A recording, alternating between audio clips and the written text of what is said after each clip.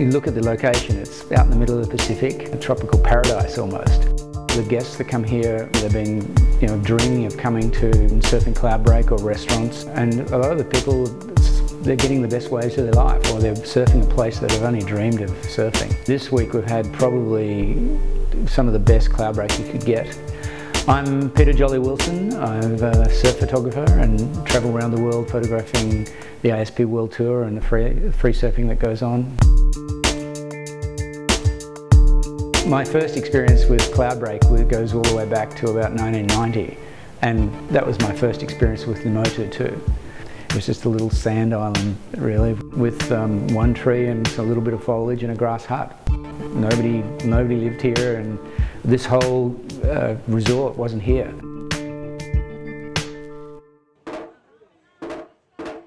The Fijian people are probably the nicest people that I've ever met. But they've got the biggest smiles, As soon as you start talking to them, they're the most wonderful people. Their nature's so caring, and the girls will just look after you.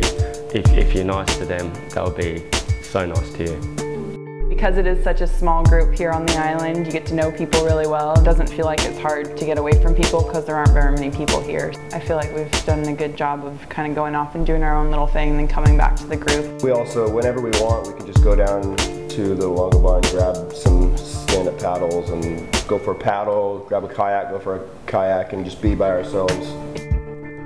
I've been relaxing and getting massages and laying by the pool. When you're on the island during the day when most of the guys are out surfing, it's like having your own personal staff. They're always coming to make sure you're okay, you don't need anything, and it's pretty awesome. I've done some snorkeling around here, and it's just amazing.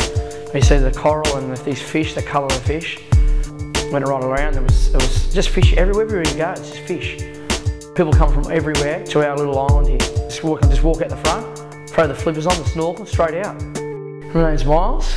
I'm here for a surfing trip, surfing cloudbreak and restaurants, and come all the way from Sydney for a week for paradise.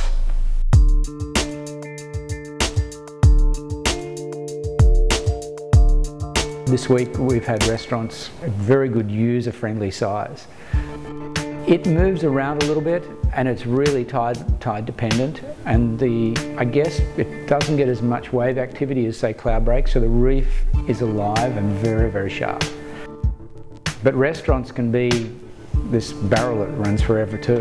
I've seen people just disappear in the barrel, and you think they're never going to come out, and all of a sudden they'll just pop out. You don't even know where they've been. They're that far back. I've snorkeled on most of the reefs, and every one of the reefs, the cloudbreak, restaurants, swimming pools, Namotu lefts, Wilkes, they're all different reefs. So it's interesting, I guess, the direction of the swell and where they face and the amount of water going back and forward over it. So it just depends how I guess the water and the coral grow.